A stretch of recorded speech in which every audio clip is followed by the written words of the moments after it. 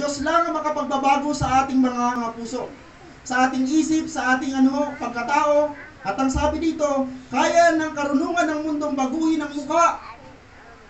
Baguhin ang mukha at kasarian ng tao, pero hindi niya kayang baguhin ang puso at asal nito. Amen. Maraming mga tao ngayon na pwede magmalaki sa Panginoon. Lord, yung babae, kaya namin gawin lalaki. Lord, yung lalaki, kaya namin gawin babae. Kaya. Pero yung asal, yung puso, hindi kayang baguhin dahil Diyos lang ang makababago at makapag-aayos ng puso ng isang tao.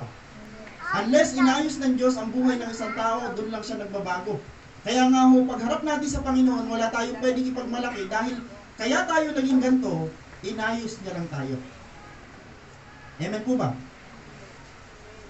Kaya ng karunungan ng mundo, baguhin ang mukha, talagang kaya talaga. Kasarian tao, pero yung ugali, gumanda nga, mayroong may itsura hindi maganda, napaganda. Ng mga way ng mundo, napaganda. Pero hindi na bago yung asal. Hindi rin maganda.